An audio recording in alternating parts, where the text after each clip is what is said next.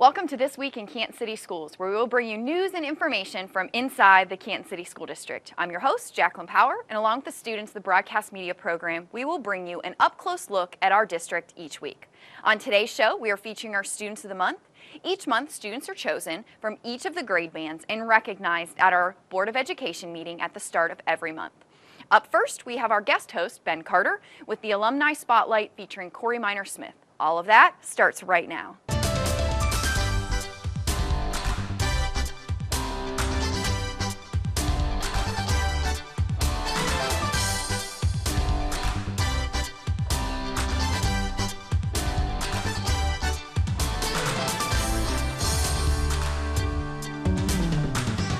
Today we have with us a special guest, Corey Minor-Smith, newly appointed Canton City School Board member and also alumni of Canton City Schools. So thank you for coming on today. Thank you for having me.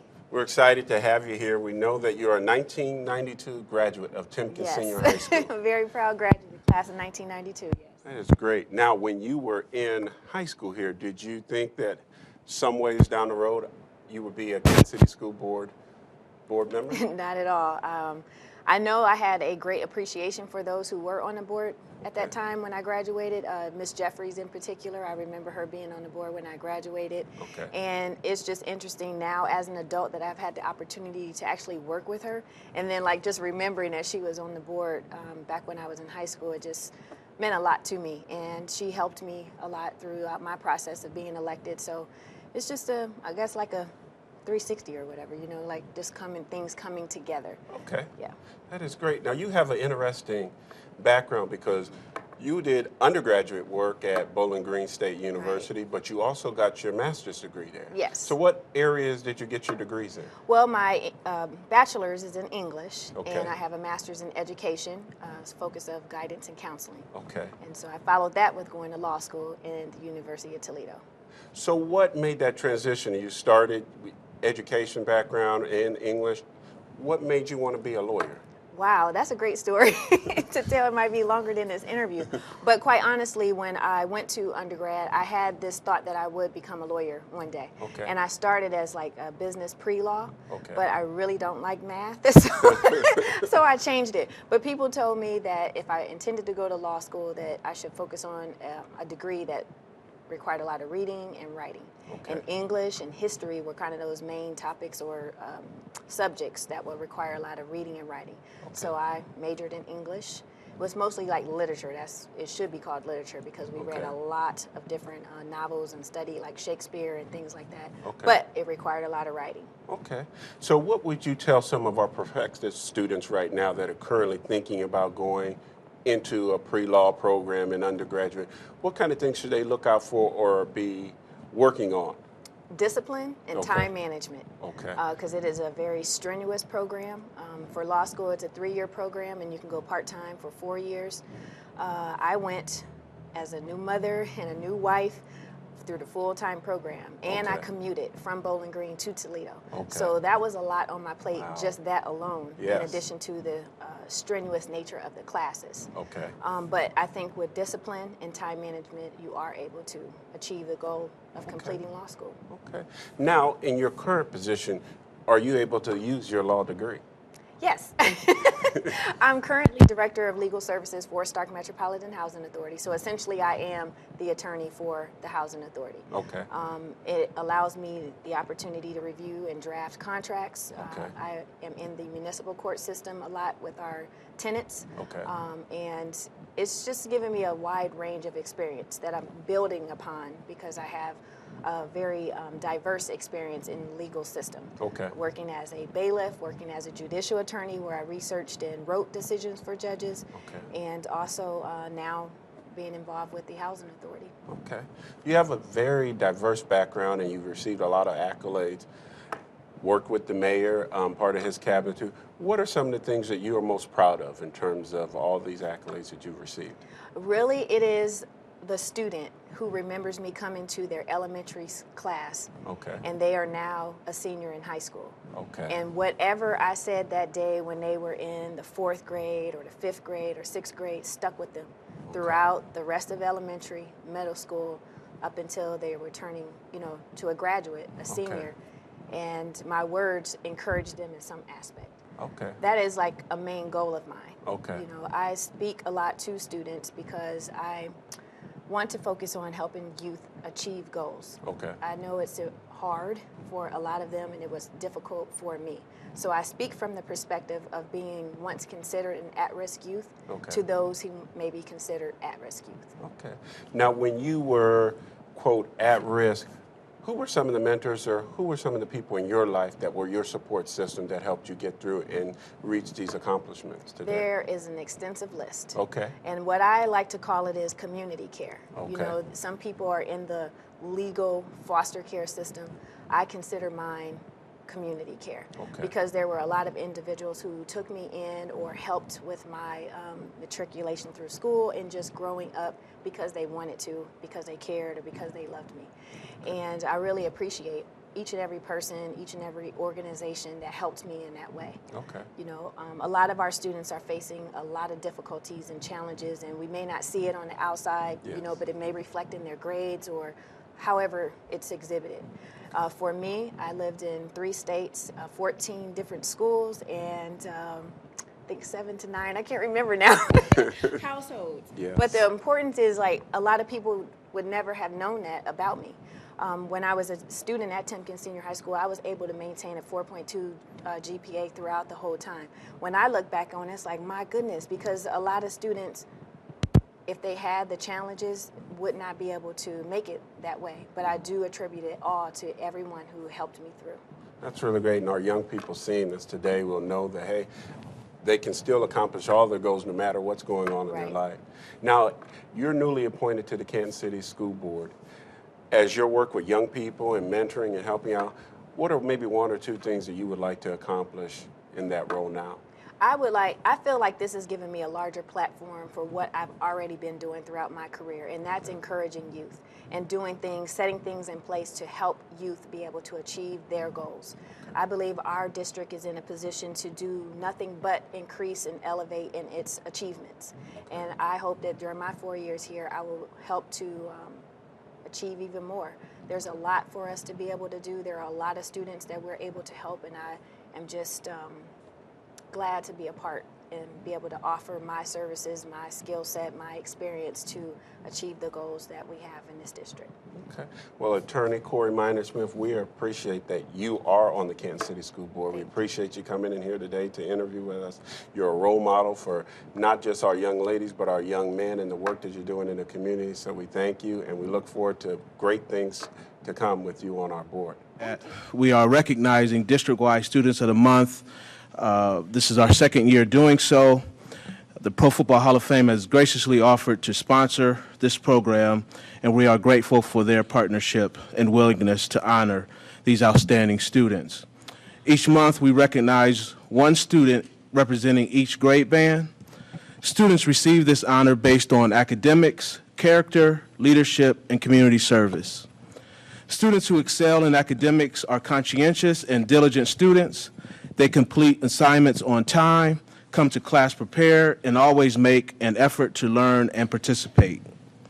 Students who show character are those who demonstrate excellent behavior both in and out of school, are respectful to both adults and other students, and show compassion, honesty, trustworthiness, and responsibility and loyalty. All of these characteristics help to create a positive school environment. Our Students of the Month serve as role models to other students. They don't make excuses for failure, and they take responsibility for their actions. And finally, community service. These students help others both in and out of school, often without being asked and without asking for anything in return. Each school is asked to nominate one Student of the Month, and winners are chosen by a committee of district administrative staff members. These students are chosen without names so that it is truly a vote based on the words written by the teacher or the principal. Teacher Cindy Harold will introduce our first Student of the Month for the K-2 Reading and Math Preparatory Schools. This is William Curry. For the month of February, Worley would like to nominate a kind and thoughtful 2nd grader to be recognized as the district's Pre-K-2 Student of the Month. While he is an eager learner and a hard worker, Today he is being recognized as being a caring friend. Let me explain. One day, a fellow classmate was talking about how he lost a tooth. This same student also shared with the class that the tooth fairy doesn't come to his house because he doesn't have a pillow. This did not sit well with our nominee, and he felt determined to do something about it. He went home, talked to his parents, and asked if he could share his own money with his classmate. The next day, he brought $1 to give to his friend. He didn't say it was from him. He told him the tooth fairy brought it to his house instead. Compassionate, selfless, kind, loving, and it's my honor and privilege to introduce our nominee, William Curry.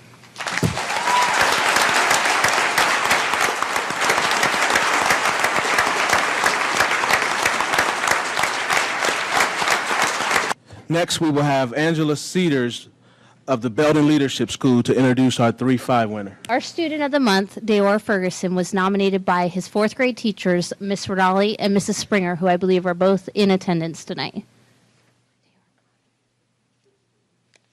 He's right here. Dayor is our fourth grade student of the month. Dayor has truly earned this opportunity. Dayor started off his school year this year as many children do, not quite ready to be back at school. However, he was never truly thrilled to be here, and he just didn't seem completely engaged. However, over the past few months, he has grown into a leader in the classroom and in the building. He's on task, respects the rules of the building, and respects others. He comes to school prepared and ready to learn. He's excited about learning and shares his knowledge with others. Dayor is one of the best when it comes to creating dance moves for our vocabulary jingles.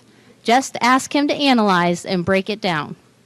Dayor is a pretty unique guy. He has a kind heart and a sensitive spirit. He truly has shown what it means to work hard and progress throughout the school year. We are so proud of Dayor.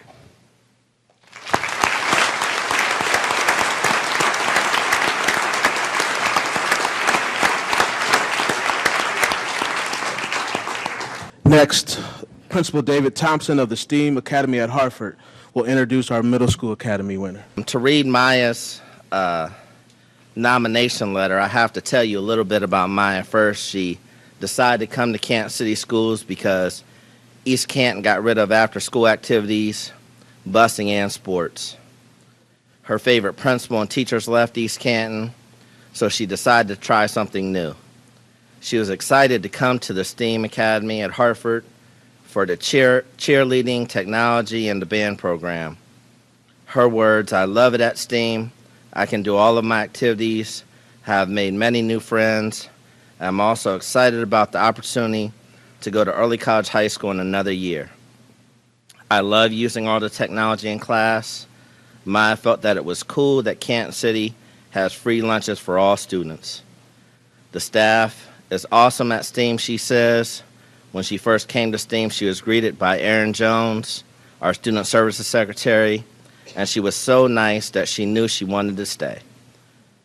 Erin, our Student Services Secretary, is a ball of sunshine when she greets all of our new students. She says STEAM is an awesome place to learn. The counselors are very nice and helpful. Her friend Jalen Amos says that Maya is very smart and she always has her nose in a book. So we are very proud to introduce you to Maya Hirschberger, STEAM Academy student.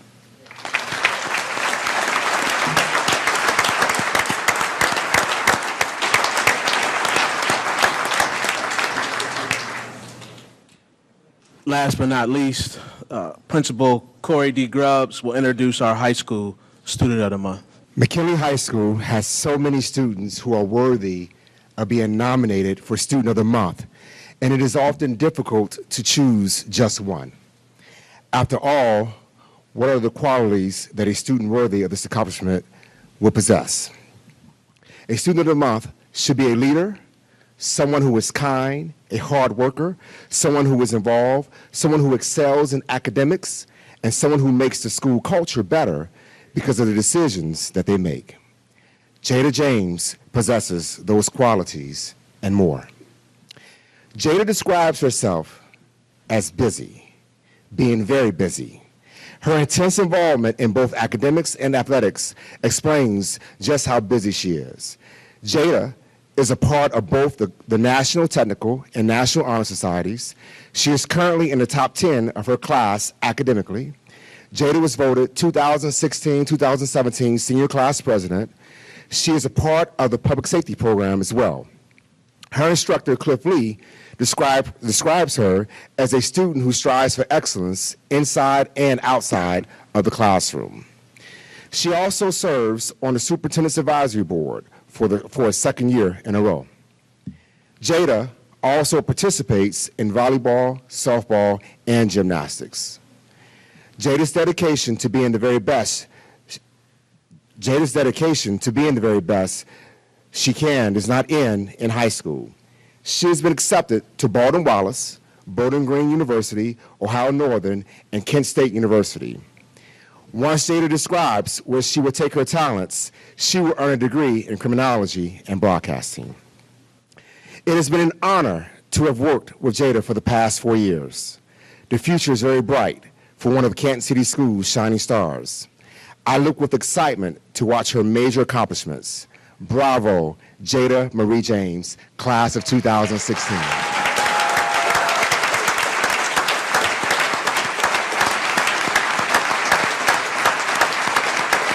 Thank you to all the principals for your presentations, and to Mrs. Harold as well.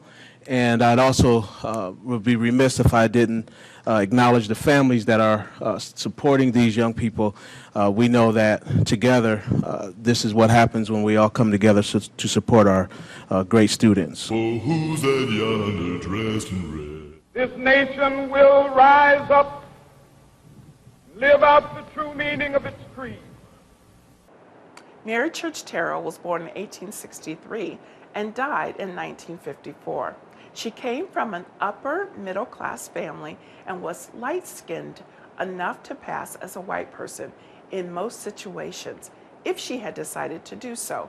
Instead, she chose to place herself in the struggle for African American empowerment and to achieve a lifetime of accomplishments in education, social service, and politics.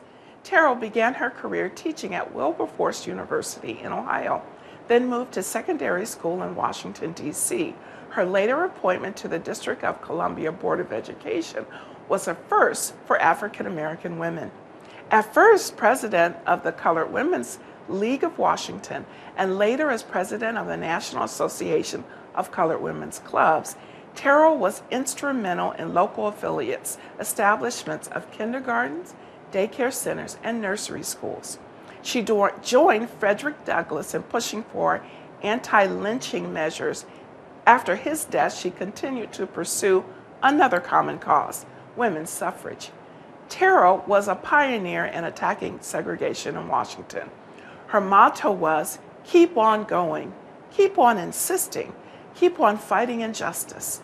The Canton, Ohio Mary Church Terrell Club, an affiliate of the Colored Women's Clubs, was established in 1975 by Lee Compton and continues to be active in our community today. Our motto is, lifting as we climb, in deeds, not words. We hold these truths to be self-evident, that all men are created equal. February celebrates Black history in a variety of ways. Here at the Canton City School District, we take this time to enrich the lives of all of our students by hosting events to celebrate influential community leaders. This year, our third annual Trailblazers Award recipients will be recognized on Thursday, February 18th at 6 p.m. in Umstead Performing Arts Hall.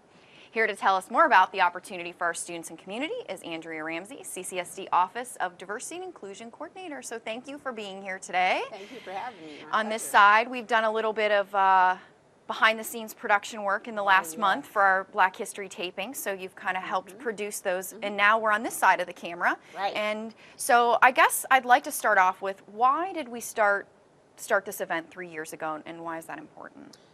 It's important because we want to recognize the contributions of everyone, all of our students, and also people that historically sometimes have been overlooked. And so what we realized is that we didn't have a district-wide celebration. We had several buildings that were having celebrations, and so within the building, students were able to celebrate there, but the idea came through the superintendent and the rest of the staff to have a district-wide celebration. And so we're really excited in our 3rd year of doing that, and it's just been an awesome time.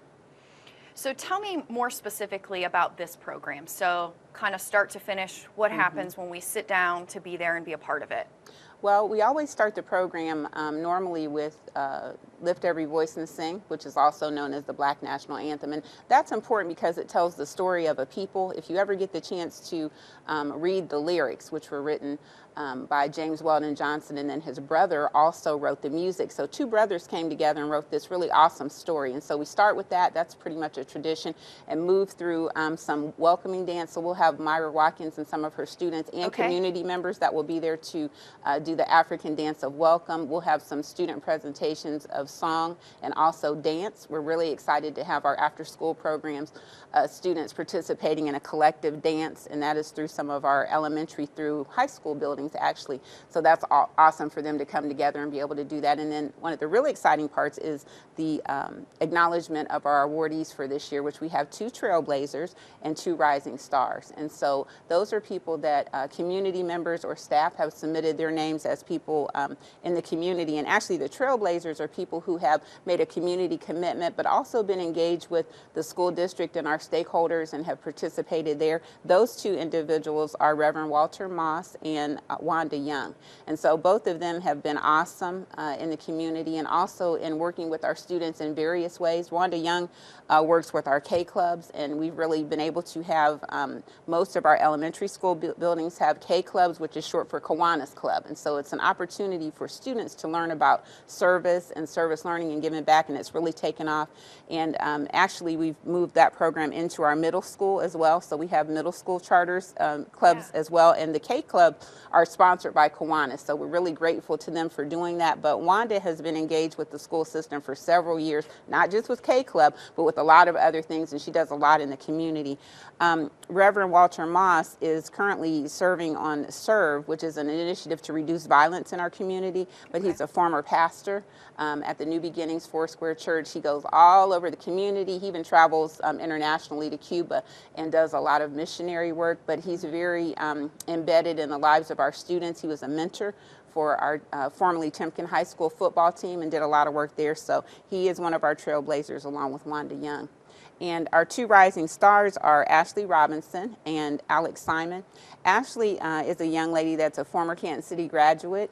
She went on to college to receive her degree. She's in our schools now doing quite a bit of tutoring, and she was able to overcome the challenge of going blind during her elementary years. Really awesome story, and she's just a lovely and beautiful young lady. Rachel Nisley was in and talked a little bit about her, and she actually was her follow-along and worked with her throughout that experience from the start to the full. Wow. And that was, it's interesting when you hear those stories from like that firsthand, although I haven't met the young woman, but still to have like that secondhand knowledge and her have gone through all of that and pushed through and pursued a degree, and now she's here giving back to our kids. So, and then you said we have one more rising star? Alex Simon, who a lot of people are familiar with. He's a former international performer with Stomp.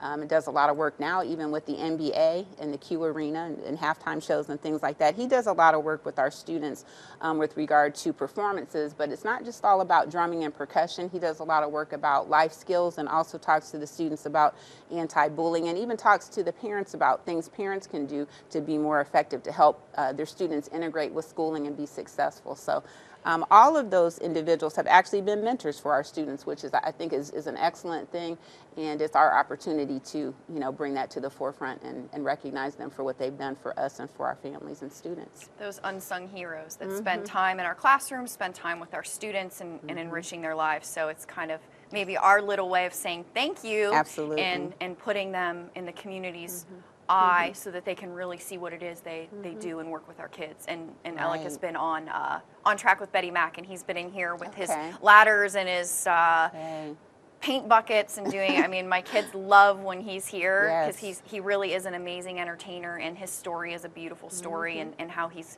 he comes in and he'll actually talk to my students about what an opportunity they have here. He's like, I've seen this stuff. And he said, there is a real industry out there for you to make really great money doing what you guys are doing right here in the studio if you just take the time to do so. Absolutely. So what are we hoping families and parents will walk away with after this event?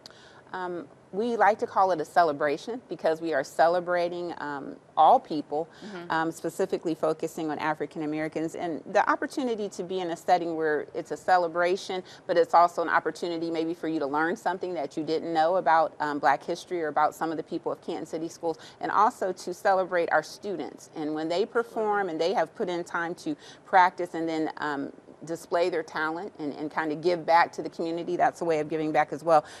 They should take something back on the inside that, you know, really touches them in a way that, you know, they were a part of something that was great, and that was also, you know, recognizing people in the community that have done something for students and our students themselves. And we have plenty of events going on across the district. So this is our great big community across the board, like you were saying. And I know when you were working at Allen, there were lots of things that we worked on together in celebration. So when you were talking about the praise dancing and the singing, I remember lots of celebrations that you guys did. So our district website, underneath the community tab, not only has the Celebrating Black History Month information for families and community members to go to find out more information, but on the left-hand side, there's some other building celebrations. So some of the other things that you can kind of put out there and let us know what's going on.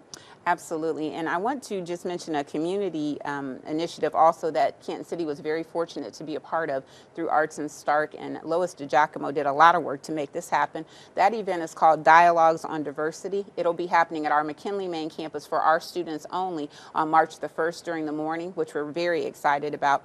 And then there's an evening performance at Kent State at the Stark campus at 7:00 p.m. That is open to the public. And again, that is Dialogues on Diversity on March the 1st at 7:00 at the Kent State Stark campus. So I encourage everybody to come out and really be a part of that. And we don't have time to go into a lot of what it's about, but it is about diversity, and it's an interactive performance with drama, discussion, and audience participation, and it's absolutely outstanding. So I hope everyone will come out and be a part of that. So we have plenty of enrichment opportunities for our students, for the community members, and in many different locations. So there's no reason that you can't stop by and visit your local elementary, your middle school academy, or our Pathfinder celebration that typically ends the end of February, and then that event. And Lois was Lois DiGiacomo was a long-standing host here at Channel 11 and did State of the Arts and brought in a variety of folks from all over, and really worked closely with the Palace and the Symphony. So